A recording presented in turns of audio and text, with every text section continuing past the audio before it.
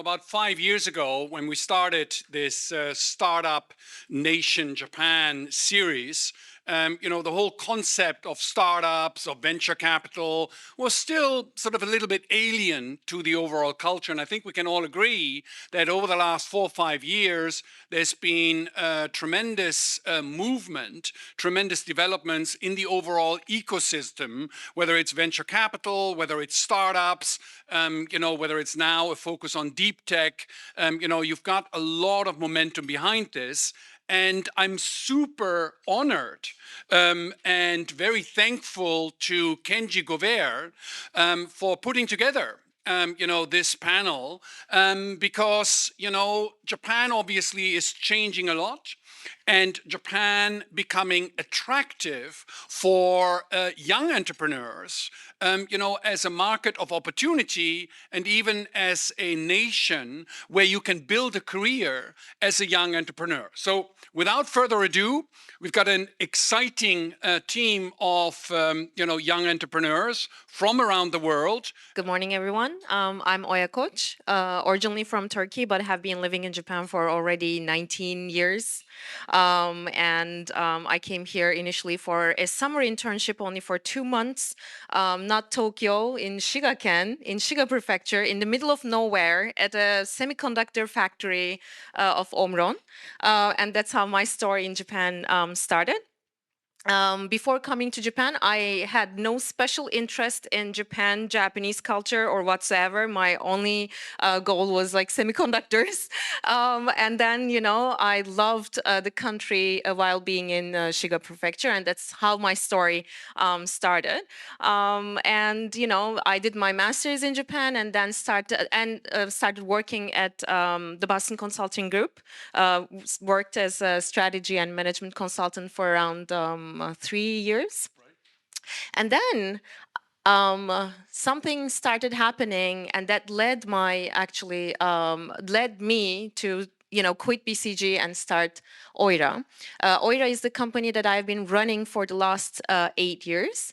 And what we do is, maybe next slide is a better thing. So, so we have an app, and through that app, you can call human interpreters on demand, and we cover 153 languages because we have a global network of interpreters, around like 3,000 people located all over the world.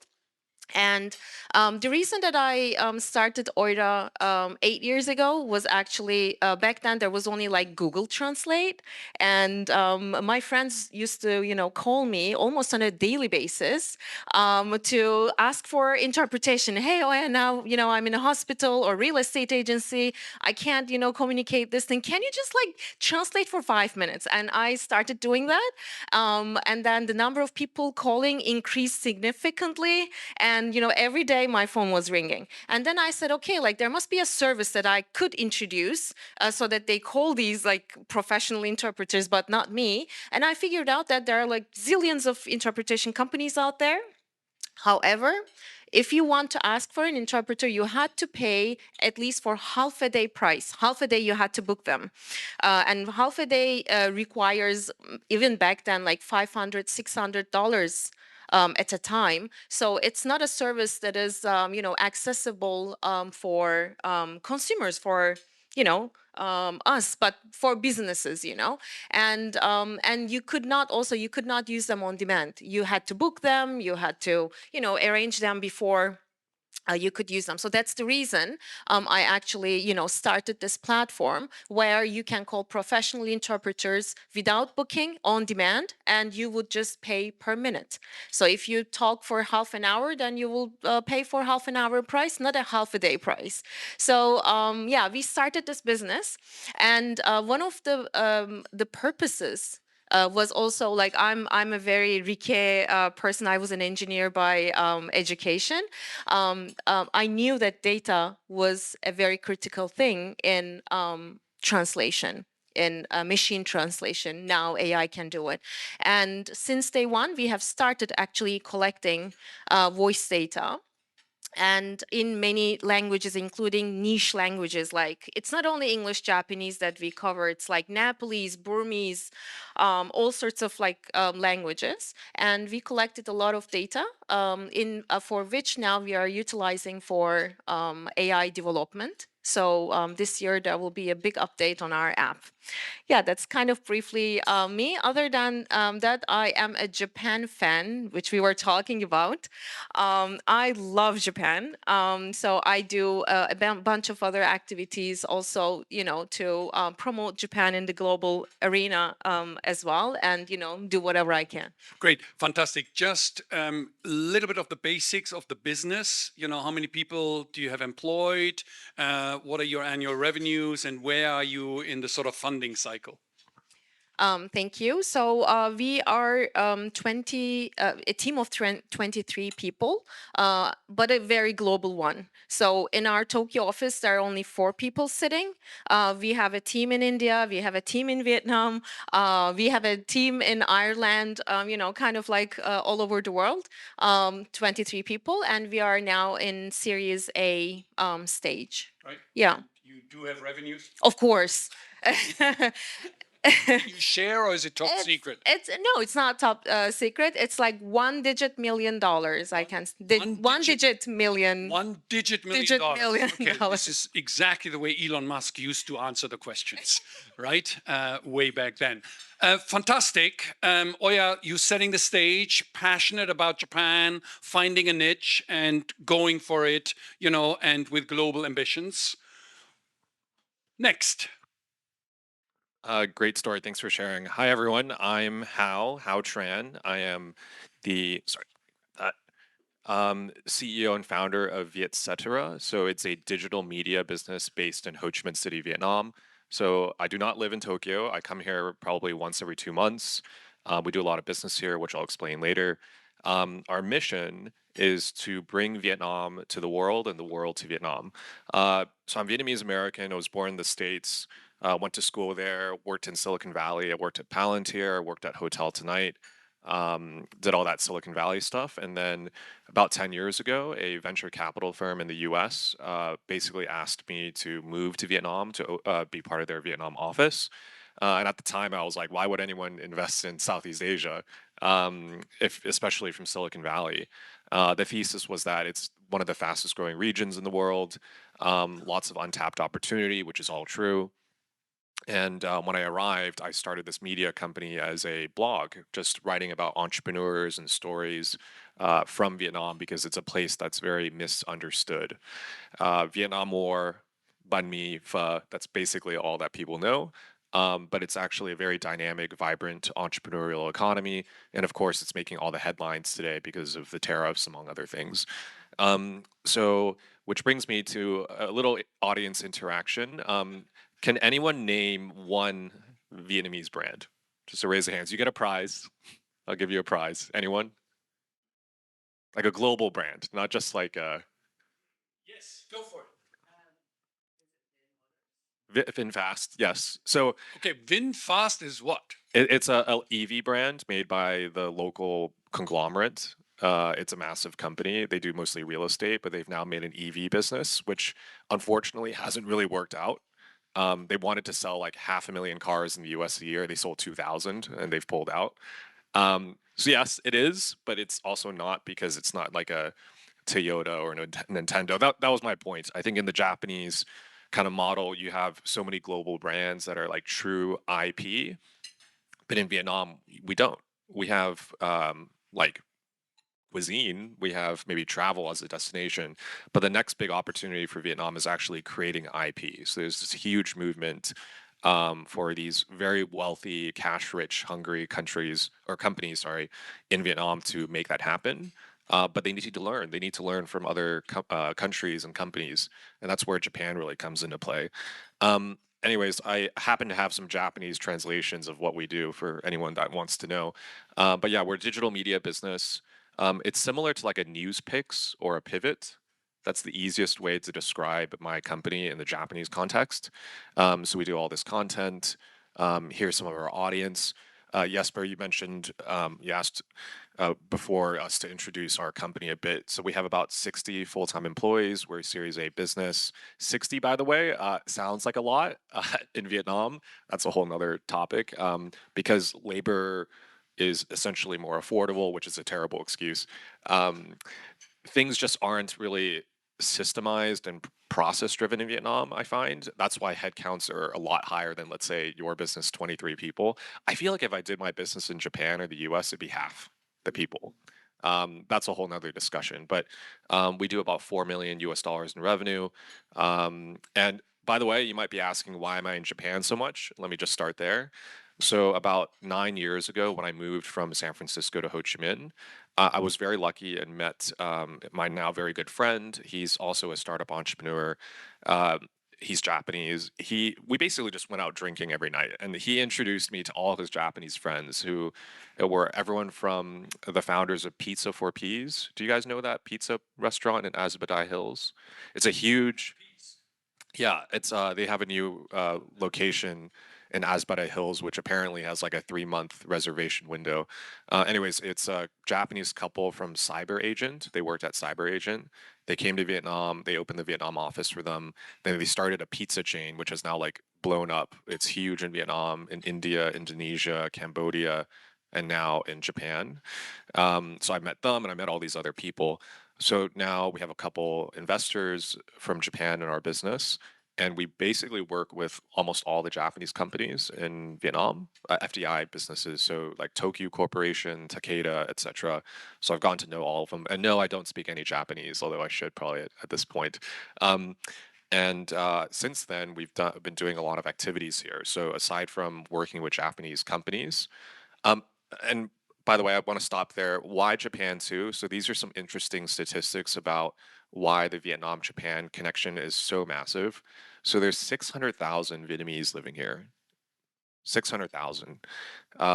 If you're curious more about that, you should talk to Kenji, by the way, because he's investing in a new business related to migration between the two countries, or rather just to Japan. 600,000. A lot of them are students, blue collar workers, um, IT engineers. It's just the whole range of type of migrant or resident. Lots of investment, both ODA and also FDI. For example, our biggest client that's Japanese is Tokyo. They've invested probably like 2-3 billion US dollars into Vietnam. I don't think people really know that, but yeah, there you go. And at least from our view, Vietcetera as a digital media business, we have 1 million viewers from Japan every year. So in terms of SEO content, our podcasts, et cetera, et cetera. So of course, most of those are Vietnamese people that live here, but we also have a lot of like, not a lot, but Japanese people that are interested in learning about Vietnam, either from business or investment or tourism. Of course, reading mostly in English or video content. We've toyed with the idea of actually making a Japanese version of our website. I don't know what the potential behind that is, but if anyone's an expert in that, I'd love to talk to you. So these are just some statistics behind the relationship. We do an event in Japan every year, so we're doing one at the end of September. It's called Vietcetera Open. It's a platform designed to share human interest stories between the two countries. So we had this Pizza for Peas founders do a keynote there. We had a Vietnamese entrepreneur, first ever, he's like around my age, in his mid 30s. He actually IPO'd a company in Japan. He runs a tech business. Um, our sponsor for this event is FPT Software. If you don't know what FPT is, it's essentially an offshoring company. They do 300 million US dollars in revenue in Japan. They're a top 20 IT company in Japan by revenue. It's a Vietnamese company, not a Japanese company. So we do this event every year to kind of celebrate the relationships between the two countries. Um, uh, Whoever just, by the way, answered the ticket or the question about I asked earlier, you get a ticket to the event. So if you'd like to come, that's the prize. That's the prize. I just made it up right now because that slide I copy and pasted at 11 p.m. and sent to Dereo-san. She gets a pizza for peas as well. Exactly. Yeah. Well, yeah, I'll get you a pizza for peas takeout. These are some photos from the event last year. We did it at Marionucci, and the next one will be at Akasaka. Akasuka. Sorry, I don't even know my geography well. There you go. And yeah, I just included some other screenshots very late last night at like midnight. This is one in Japanese, obviously, kind of demonstrating some of our partnerships in Japan. So I don't know why it's cut off, but it basically says Tokyo Corporation works with us on something. So yeah, there you go. All right, time up. Great. Thank you. And last but not least, Yes, so my name is Philippe. Thanks everyone for coming. And so a little bit about my personal story. So I'm 29, originally born in Cambodia. And I went to France since I was 7. And since then, I grew up in France. And starting a little bit around middle school, I started to hear for the first time Japanese, the language, and instantly just fall in love with the pronunciation, with how the way people put emotion in like acting and all of that. And so I started to kind of like dig into the rabbit hole of trying to learn Japanese by myself. And the more I learn about Japan, the more I kind of like, okay, let me try to kind of find a way to come to Japan. So I study hard and study Japanese by myself as well, and got the opportunity to come to Japan for an exchange year in Kobe, like 8 years ago. And since I wanted to come to Japan for work, and so I did everything required to come here. And once I come here, my dream as like normal, just salaryman, turns after a week into kind of like not feeling at ease working for a big company. I was like, okay, so as like a software engineer, I needed to ask for permission just to get like a software installed on a computer. There's a lot of like process, and it becomes so like you lose the freedom of just exploring how you wanted to learn new things and all of that, but then like the big corporate kind of like prevent that. And so I started to kind of like build a side project, personal project, to just learn how to code and all of that. I realized that it's actually fun to build stuff. And I built a social app to connect people through language, because I kind of like learning Japanese. I speak French as well. And I realized language itself is not just a tool to communicate, but it's the medium where people actually transmit emotion. Get to learn people through their language also means that you learn their culture. The way French people joke is not the same as how like Japanese people joke. It's like we do a lot of like sarcasm and stuff, but in Japan it's pretty hard. So I built that like kind of like part-time while working for a company, because as a foreigner, when you come to Japan, you need to have like a working visa to stay here. So I work for like big insurance French company. And then after that, I quit once to try to build my company. And it requires kind of like a visa, business manager visa. I couldn't get that because of the requirements and stuff. So I went back to work for a startup. And after that, I went to work for like Microsoft, and COVID hit. So the sorry, my throat is a little bit dry. So I went to work because of the business trip opportunities to travel a little bit. But then COVID hit after the first week, so I ended up like staying home. And my business is to connect people nearby, but also globally. So in Japan, there's a kind of like pandemic of isolation, social isolation. And as an expat, I also know a few friends that come to Japan. And after a few years, like 10 years even, they cannot manage to get like any Japanese friends, really deep connection friends. And on the other hand, Japanese people, once you kind of like get into the professional working area, you kind of lose contact with your friends, and it becomes really hard to make new friends. Because like as a foreigner, when you come to Japan, you either need to speak the language to be connected with people, but at the same time, it's really hard because it's a different culture. So there's no good way for people to just casually meet. It's either you end up on a dating app, or you go to like big gathering meetups, and those feel kind of like a little bit superficial because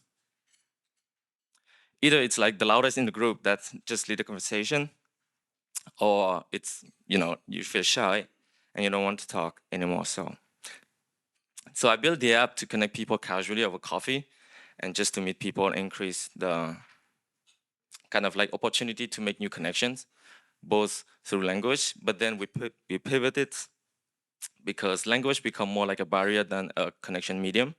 So now it's more like overall like a global connection where you just want to make new connection with people. And in terms of like business wise, we raised pre-seed 2 years ago, around 20 millions. And the team behind it is just me. So, and now I got my friend Claude and ChatGPT. So, yeah. And we started to have some, starting to monetize a little bit. And currently we have 45,000 registered users. And so you told me that if there's something you can tell about a success, that will be 2 people meeting through my app in Texas and in Shizuoka. When the app got like 1,000 users. And I found that crazy, like, I think a single person coding just part-time, making 2 connection globally like this. And it kind of like changed their life. I got a message from the 2 users, and now they're happily living together in Texas. So yeah. Nice. That's kind of like the story behind it. Yeah. And the guy from Texas is now eager to get out, right? Yeah. That's a different, very different, very different. Yeah. For 30 seconds before we delve into some of the Japanese issues, right? If I gave you $100 million, not $100 million, that's a lot. If I gave you $1 million, right? To invest in your business, right? What would you do with the business now? What's the next challenges? Where do you want to take the business? What are your constraints? Where do you see the opportunities specifically in each of the businesses? I would probably use the money, like half of the money, to actually speed up our AI development. It requires, a lot of cash actually to actually, process our or prepare our data for data gakushu, like training. And the rest would be used probably for global marketing. Yeah, because like we have now like around 900 corporate clients using our service in Japan, but although we are a global company, only 40% of our users live outside Japan, 60% still in Japan, and most of the revenue is actually coming from Japan. So what I would like to do is to kind of like expand globally further, but half of like 5,000,000 or like $500,000. Right. Very quickly, sorry, at the business end of things, of your investors, what percentage are Japanese? Oh, all of our capital is Japanese. All the capital is Japanese. Everything, yeah. And may I ask, is it angel investors? Is it institutional money? Where do you come in? And talk to us a little bit about the raising of money, aspect for your startup. Sure. So we have both VCs, large VCs, and also angel investors. Around, I think, like in total, like 16, both VCs and angel investors. In terms of fundraising, oh, that's a good question. I did fundraise only 2 times over the last 8 years. The first time was in the seed, like when I actually started. And that was pretty easy because I was relying on my friends. So not like professional angel investors, but like literally family and friends. And luckily I had a lot of supporting Japanese friends. So then I started the company. Then we became profitable actually early on, so I did not raise money. And then AI actually started showing up some progress in 2020 2022. And then I, just to boost things up, I did a pre-A round and raised around, not much, 2.7 oku yen, so like, I don't know, $2 something million, I think. And now we are in Series A. So I don't know what kind of like aspects you would like to talk further about, fundraising in Japan. But what I feel is that in the past, there were like less VCs who were interested in global businesses and global founders. But now, like if you go to all these very large startup events, just for the last like 1 or 2 years only, they started talking about global founders and also global businesses, because of the aging population, and shrinking economy. Now Japan, especially the VCs, they focus a lot on global expansion. So that's what I feel. My business has raised a couple million as well. And What percentage is Japanese money? of that, probably about $1 million of the two, actually. Right, But okay. it's probably between the two Japanese that are on the cap table, they own almost 20% of the company, something like that. So for $1 million, so the thing about Vietnam is, and I alluded to it earlier, is it's easy to hire a lot of young talent, but there's actually very little like experienced, skilled, like very skilled managerial white collar talent. The very best of them like live in the States. So for instance, one of my friends, she's a chief people officer of a big e-commerce company in Vietnam.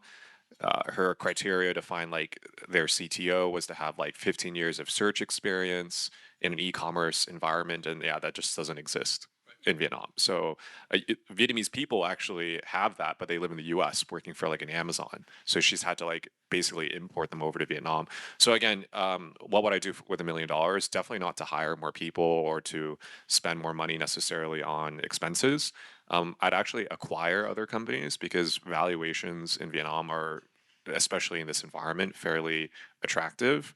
And there's also a wave of not startups necessarily, but even like older family businesses that are handing down their companies to, we call it the second generation.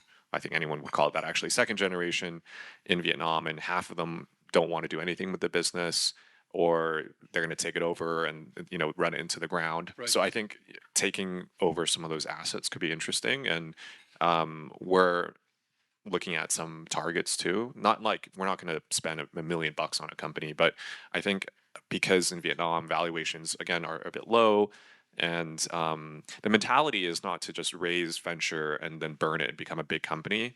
Perhaps it's in Japan as well, but a lot of the businesses in Vietnam, they don't have that mindset to raise venture. Right. They don't want to scale in that way. It's just like like a small little cash flow business. So we're talking to a couple companies right now.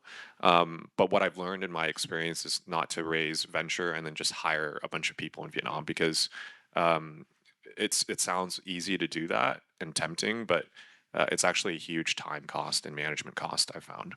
Right. So yeah, Excellent. that's my short answer. Philippe, what do you do with $1 million? So I would spend on Anthropic and ChatGPT API credits. Half joking, but like, so as a technical founder, I kind of feel like the bottleneck is not the technical part, but more on like managing the marketing. So I would like to hire one like in-house content producer to make content around Japan, because content, like Japanese content, attract really a lot of eyeballs on socials. And I like, there's not a time where I open Instagram without seeing any like Japan cool stuff. So that would be one of the way to use the money, but also hire more, not hiring necessarily, but having people supporting a little bit the customer support side, because it's an app where you connect people in real life, and sometimes there might be some trouble or something. And for those cases, at the moment, it's just me. Like sometimes I just call the customer or the user. I'll meet them over coffee, because why not? Dog fooding a product, right? And yeah, basically, nailing the product as well. So spending more time optimizing the retention of the users and all of that. And all of that is more like a product iteration issue more than like just trying to get more users. Because as long as you know that if you acquire one user, they stay, then you kind of like win the game and just pour more like fuel on it. So spending more time on that. Right. Yeah. Fantastic. I mean, it's interesting, right? Everybody, you're all involved in communication, right? And you're obviously leveraging technology, to build bridges. You specifically through the translation, you specifically with a focus on Vietnam, and you specifically with a focus on coffee. No, sorry. This, Yeah. right, the wheel. Let me pivot a little bit and sort of the why Japan. And now for you, it's kind of obvious because you just fell in love with the country and, you saw an opportunity and you're building this. With you, you've got a captive audience here of about 600,000. But why did you choose to engage on Japan rather than on the United States, where I'm sure, I don't know the numbers, but I'm sure that there are, a couple of million Vietnamese, over there. And then for you, again, you've got this personal passion, about Japan, but, the need for linkages, right, is not just here in Japan, it's obviously around the world. Where do you see sort of an opportunity or specific, なんていうのかな、そのネタ, right? Where do you see sort of a specific cachet that you're doing business in Japan actually gives you? So that's a big question, right? But let's why Japan and not America? Yeah, people probably look at me because like I don't even live here. I think the short answer is so going back to the mission of the company, it's to bring Vietnam to the world to Vietnam. So I find Japan in particular, the Japanese don't know anything about Vietnam. Like my experience. You can say the same about a lot of other countries too, but Japan in particular, because like let's say the U.S. at least, because it's in English, like content, most content in the world is in English. It's a lot easier to discover content. But Japanese, it's the only Japan is the only place that speaks Japanese natively. So the amount of content being made about Vietnam is actually very, very narrow. I've even asked friends of mine who are Japanese working in Vietnam, how much do they write about like all the government and political and economic changes in Vietnam? Very little, if anything. So they rely on a lot of word of mouth, a lot of on referrals to make decisions. And so our mission, which is to bring Vietnam to the world, it's like a bridge. It's in the same way that Asia Society is a bridge, like in the case of Asia Society Japan, for the world to understand Japan and vice versa. So I'm very motivated by that, not just because of the mission and the opportunity, but also doing business with Japan, I find to be so much more refreshing than with Vietnamese, actually. I know there's like stereotypes of Japanese taking forever to make decisions compared to other people. And honestly, I haven't had that experience. It's been, I think it's because we've been able to build trust through content.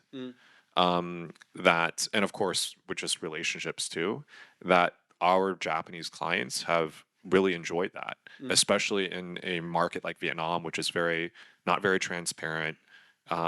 People think it's like, oh, it's communist or it's corrupt and all those things are true. But because we can deliver content at scale and we have all these connections, we become like a bridge for them. Yeah. And so my experience in doing deal making in Japan has been very rapid, very fast, and like very reliable too. Even like as simple as, and it sounds very silly to say this in a Japanese audience, but like they just pay on time. But in Vietnam, they don't do that. So like I have vendors owing me 6, 12 months and it's like, what's going on? And but Japanese just pay on the dot. And I really like that. So I'd rather just spend more time doing that than chasing payments from vendors Right. or customers. Right. And so in Vietnam, like because there's very little recourse and trust and transparency, and then you have everyone from outside like thinking like, oh, how do we maneuver around this very fast growing market? We become a bit more of an appealing kind of like destination to like enter the market or even just to understand. Um, yeah, that's been my experience, and I'll continue to do that. And to answer your question, why not U.S.? It's also a lot. It's a lot of factors. Like U.S. actually doesn't invest that much into Vietnam from an FDI level. Depending on the year, it's between Japan and South Korea. So there's actually a lot more activity from Japanese companies, and Americans too. The education about Vietnam is still very limited. Maybe it's the time zone, maybe it's priorities, whatever it might be. But I find Americans also with less appetite to invest in Vietnam compared to other places in the world where they have access, like in Mexico, let's say, or wherever else they're investing these days. Yeah. Great. Oh yeah, can I ask you? I mean, for you're obviously in Japan because you love being here. You told me earlier that you want to become a politician. So we're all waiting for that. And After I exit. after you exit, well, we can maybe help in achieving. But in all seriousness, I mean, does Japan, the sort of made in Japan cachet, does that give you an edge? In the global arena? Yeah, of course. Being a Japanese service provider always is a kind of like signals trust and trustworthiness. So in that sense, it's a great place to be. Yeah. Right. And what was the biggest obstacle that you faced? Oh, Don't say slow interesting. decision making. Oh yeah, I mean we have been suffering from it every day, even today. So I got used to it. That's So the I got Japanese numb. men that you deal with, right? Yeah, It yeah, seems yeah, that the yeah, women yeah. are very fast.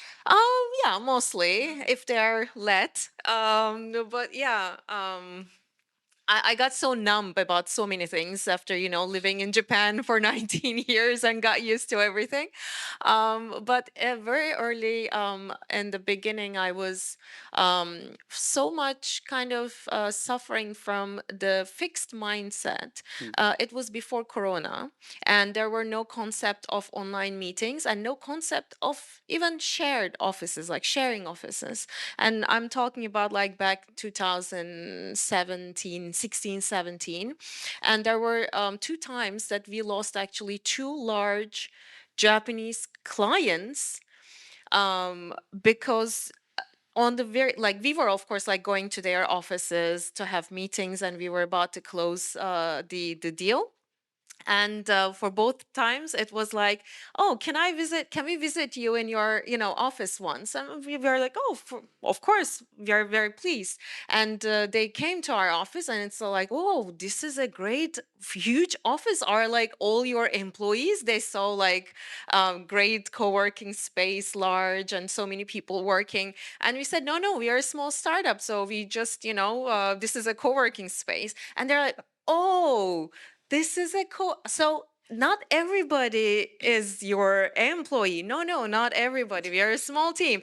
And oh, okay. And then, like they were kind of like shocked. And of course, like there's no discussion, nothing. You sense something is happening, but there's nothing going on. And afterwards, like it was like, oh, maybe, we have to think about, the confidentiality, how you manage information because it's a shared office.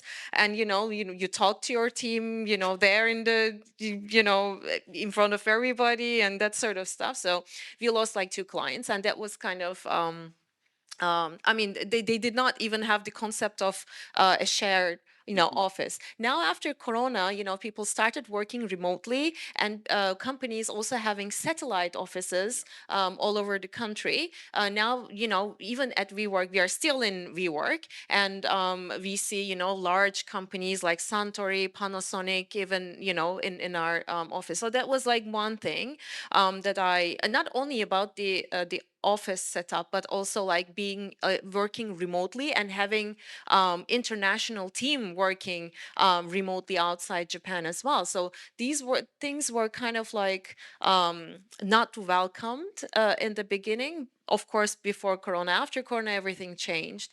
So that was like one of the things. And the second thing was it was relatively easy to raise like a seed round through my connections because people knew me already and they supported me. So that was easy. But then, you know, when I started raising more capital from like professional investors, and in the beginning, it was a kind of a interesting challenge because, you know, like there were not many foreign founders, and you know, like having this face, like even if you speak perfect Japanese, you kind of like felt there's this kind of a little barrier or concern there, which is not spoken and not identified in a way. But I think like now it's much better. Right. It's very interesting. Oya is actually a naturalized Japanese, right? Yeah, yeah. So, you know, you didn't I'm want to mutual. become German, right? No, sorry. It's, no. Philippe, and the point that Oya is making, I think that, you know, that people, you know, the change in the work culture that actually was catalyzed by Corona, by the pandemic, I think is vastly underestimated. You know, it used to be rigid salarymans in suits, and now, you know, there is flexibility, there is online work, there is, you know, satellite offices, and there is even at the esteemed life insurance industry, which is extremely conservative, you now have people who don't wear a suit, you know, which is, you know, from my personal perspective, quite refreshing. But this openness and change in the work culture, and as a result of that, you know, Japan opening up for global businesses, for global startups, for global entrepreneurs to actually engage. Now, Philippe, what was your biggest obstacle in your journey so far? Um, so far, I spent 4 years trying to just boot up a company. As a foreigner, it was really hard to just get through like the visa and all of that. So it took me 4 years to get the permanent residency. Until I get it, it was just like I need to split my time with full-time job and all of that.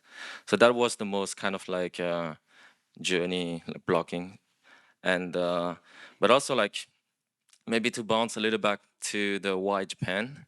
So it wasn't like a calculated move. Like I saw opportunities here. It's just me calling Japan like my third home, because like I live here more than I live in Cambodia now, and I find it interesting in Japan that like the way people connect, because because like it's an app to connect people, and when you connect two people of this different gender, there might be some romance involved and all of that. And the Japanese market for dating apps is like only guys pay. That was a little bit like, as a French, I feel like there must be something here that we can do. Like just instead of having to put the pressure and the financial pressure on like one side, like I kind of like bring my French mindset to, okay, let's make it equal, but like affordable for everyone. So what, in France, the women pay? Like everyone. I mean, like it's a God. Right. In Germany, it's, well, whatever, never mind. You know, what do I know about Germany? Interesting, right? Yeah. There you go. There's an arbitrage. Right. right. And like even in Japan, there's a shop called Isekiya, Huh? where women can go there for free, eating for free, and guys just pay to talk. And I feel like, okay, that's kind of weird. While Japan promote kind of like gender equality and all of that, meanwhile all companies they do that, but like in the open air, like.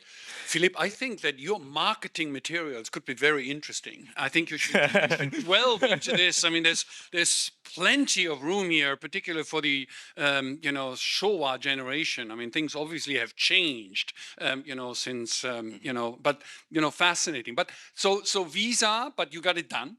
Yep. Right. So Yep. perseverance happens. I mean, you know, you can always complain and this, that, or the other about the visa process, you know, but at the end of the day, you know, there are rules and there is a process. And if you stick to that process and tick all the boxes, you know, effectively, it actually works through, you know, and, at this stage, let me open the floor for any questions from the audience. Anybody, any thoughts, any questions? Hey, good morning. I'm Kenji, and I just actually created also a small startup on the migrant workers in Japan. My question is, so Jesper and I are involved with OIST in Okinawa, and we sometimes can, and we're trying to help also the ecosystem for startup there, and we kind of lament about the lack of ecosystem in Okinawa, right? And so that's going to take a little bit of time. My question is, do you believe that now Tokyo has turned a corner and we're starting to have the beginning of a startup ecosystem here in Japan? Or not yet, And of course, we don't need to compare to Silicon Valley because we're never going to catch up and probably we should not catch up.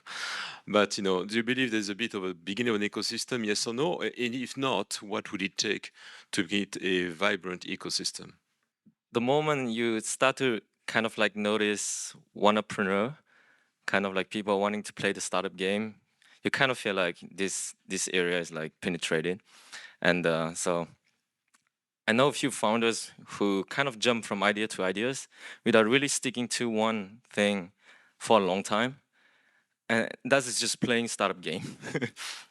You don't need to be great at like showing that you are playing the startup game. You gotta be really obsessed with trying to solve your users or your customers' problem.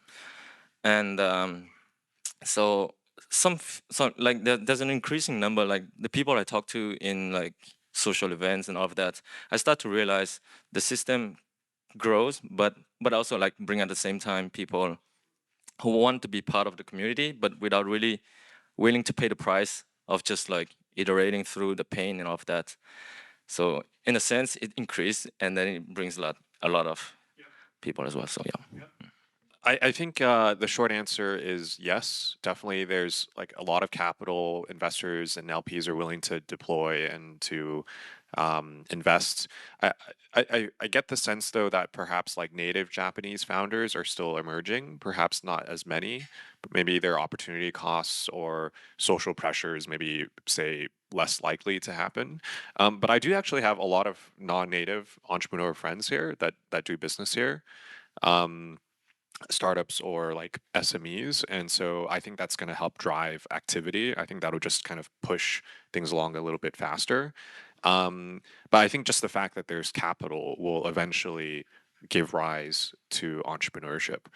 You see that in all different places, but even in Vietnam, for instance, when a few VCs started, there was just like a rush of founders, first generation founders, really getting their feet wet.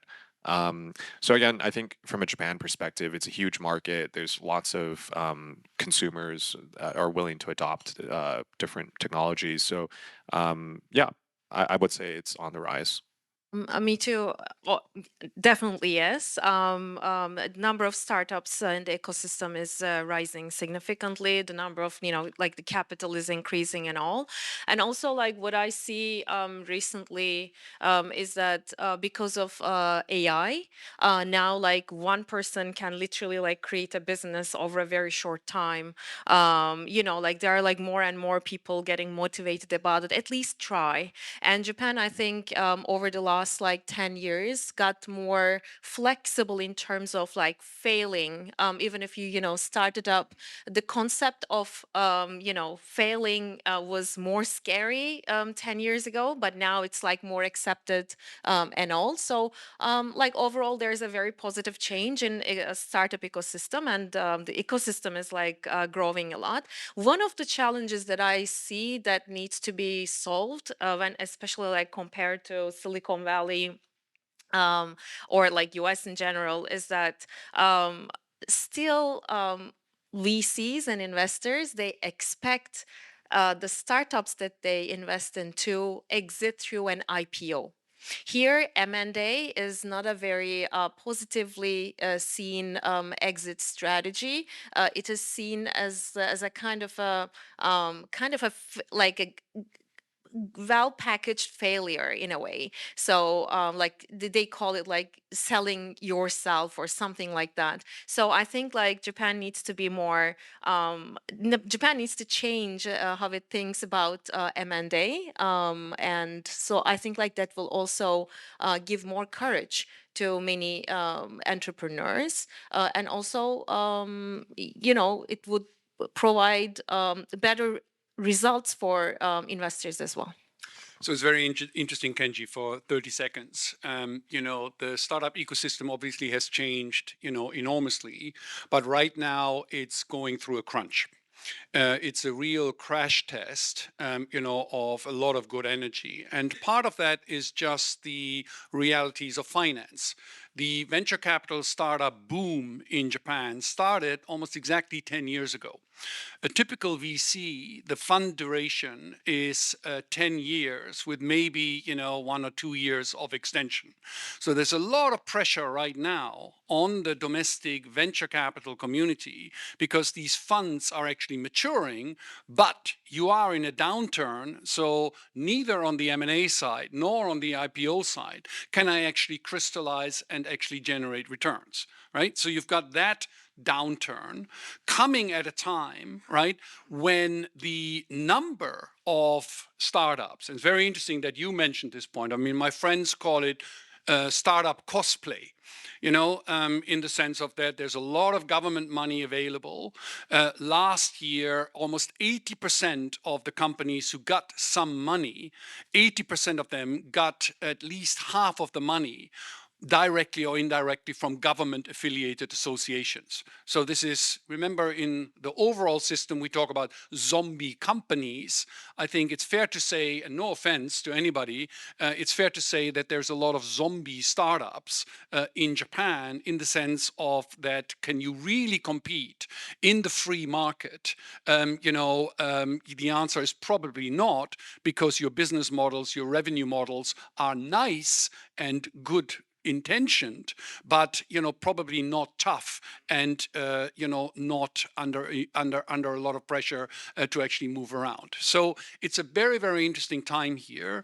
The interesting thing also is that unfortunately AI you know, is sucking up all the air. If you look at the money raised over the last 12 months in Japan, you find that almost 90% of all the money invested into Japanese startups by VCs, right? 90% is into AI ventures, while only 10% is into non-AI ventures. So there's a, you know, sort of a little bit of a herding that you're seeing right now, maybe for very good reasons, right? But there is a little bit of a lack of focus on some of the other developments that are actually starting to come through here. So it's a great time, you know, to engage with Japan, but it's also a time where the startup and venture capital ecosystem is actually being tested, you know, by a downturn, you know, in valuations, by a downturn in venture capital, looking for exits, but not being able to crystallize exits. So it's a very, very exciting and interesting time. Indeed, it's a very exciting time, and there's a lot of initiatives. Also, the Tokyo Metropolitan Government is putting a lot of money. The central government is putting a lot of money, and then there are new local initiatives like Central Japan and Kyushu and so on. Everybody wants to create an ecosystem, and everybody wants to be global. And I'm also starting an initiative called Japan Global Leaders to make Japan more global. But I'm always asking myself and asking you now, what is actually the missing link? We have talent, we have money, we have interest in Japan from outside Japan, but still there's these kind of funny things that the Tokyo Metropolitan Government has this program, and if you download the documents, it's everything in Japanese. But they want to create a global cluster, for example. So I want to know from each of you what you think. What should Japan do? Not only the government, but what should we do in order to help Japan to be more open to the world? But maybe like two things just comes to my mind is that first is I find many Japanese startups being very kind of um, um, very down to earth in a not a very positive way. So many founders, many startups cannot somehow go bold, make bold movements and also kind of like go global. So there's this kind of like maybe a how to say that feeling. So they're kind of like very hikaeme and everything, and that also what I hear from many VCs is that that reflects to the valuations as well. Many VCs, especially international ones, say that Japanese startups are very expensive. The valuation is too high based on, I mean, compared to their revenues or the projected market or scalability. Anyway, going back to your conversation, I think like number one is that there's probably kind of this like not being able to go bold barrier there for many Japanese startups, many unicorns to be born and the ecosystem to be more active. And number two is what you exactly said is that like although there's a great deal of globalization efforts, everything being like more I don't know, English friendly or global kind of edge in it, but I still see many places where Japan could do things differently. They are not watching what's happening in the world um, as much. It's much better, compared to the past, but still, there's this globalization efforts not being fully be there. I think these are two things that I could mention. I find it so strange that there's these global Japanese brands like the Nintendos and the Toyotas, yet there's no next generation of Japanese brands. So at least that's just from my very high level view. Like from a Vietnam or US perspective, there's such admiration for this like legacy of Japan. And what you see on social media is all about like the nostalgia and like, oh, it's stuck in the 90s and but they still love all things Japan brands. And then Well, great. and they were. I was just born. Um, but the idea that the next gen perhaps hasn't like risen yet somehow. I don't know.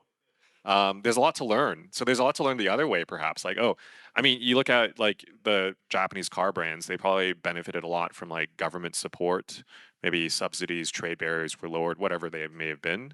Could the government do the same for the next generation? So it's a capital problem, a people thing, or not a problem, opportunity, or maybe just helping them to expand globally.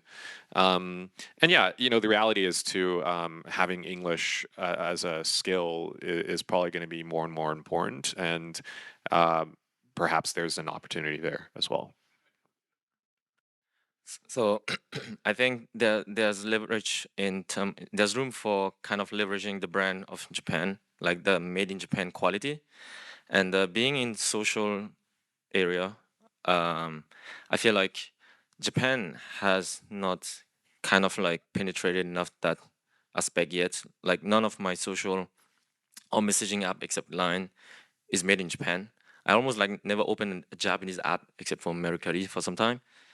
And so it feels like Japan trying to play catch up instead of just like leveraging the power of being Japan, because it means something made in Japan, right? You rather buy a made in Japan product than other alternative if you have the choice. And so I think that there's way for like Japanese company to just focus on the quality of the product, like the craftsmanship and all of that, and just really focus on shining the brand again. Yeah. So it's very interesting for 30 seconds. You have, when you look at the startups in Japan, you basically find that 92% of the business models are actually copy paste. So it's something that has happened in Israel, something that has happened in Finland, something that has happened in the United States, and you're basically modifying and tweaking it to adapt it to Japanese rules, regulations, language, and customer preferences. Original, real, let's call it deep tech, right? Where you actually have an original business model, an original technology, and you're actually scale this up and bring this to market is actually very, very far and few in between. So, we had this discussion with Prime Minister Kishida when they did this initiatives of Startup Nation Japan, what can we do to help? And my first advice was, number one, get out of the way. Right? Don't have the government, subsidize and create these fake economies, because, subsidies are nice, but they're not going to help you survive, right, in the real world. And the second thing is deep technology. Where does original IP, where does the engineering, where do the business models actually come from? And that is linkages to the universities, linkages to the researchers. There's phenomenal science being done at Japanese universities, but that science ends up in some obscure paper that nobody reads. And certainly the ability and willingness to actually commercialize, to do a proof of concept, to incubate this, right, is very, very far and few in between. And it's going to be very interesting because that's something that the government is now focusing on, that a lot of the venture capital firms here are beginning to focus on. And I think that with a little luck, we're going to see, greater deep technology, so real original, made in Japan, intellectual property actually being scaled, and actually setting global standards. I'd really like to follow up on that comment, and maybe just put out a few ideas from myself, and I hope that there's some feedback from our speakers today. I'm in the energy business, and in this business, it's all about creating. At this point, developing new technologies, hard technologies, and proving them, bringing them to scale. This is a very long-term process. You begin to see ventures making some headway especially in the United States and some places in Europe, but it doesn't happen with a 10-year venture capital fund. You need to have follow-on funding. You need to have patience, and it can require just more capital. So this is sort of my background on perspective on this. Japan it prides itself as a monozukuri society where we make stuff, but I don't see enough venture effort in that special talent in Japan to make super quality stuff that people have mentioned here. So I wonder if you see any movements in Japan to push the venture side into that tough, making stuff that really works. Now you guys are all basically in the digital space. I mean, you're providing a product based on a digital platform. So I don't know how much you have to say about it, but I'm really interested if you sort of see this aspect of the expansion of venture work, especially in Japan. Partly, I mean, with deep tech becoming a big, area where there's like need for much more capital and the returns won't be, very quick. There's like more and more VCs actually, investing or looking into deep tech. So in that sense, I think that's a positive development. Yeah, that's what I can say. It's very interesting, right? Because I mean, the money deployed is teeny, right, here in Japan, and and you are the expert on this. The problems with the IP and the divvying up of the IPs. How much does the professor get? How much does the university get? Is a huge black box in Japan, while it is a well-governed business at American universities. So there's a lot of work, that needs to be done here. But in my personal opinion, I think that we should not forget that the whole innovation model, right, particularly for hard technology, right, comes from the engineering companies, right? I mean, it is the IP generated at Hitachi, the IT generated at Omron, even though ever since you left, they've been going down, right? It was terrible. Yeah, I know.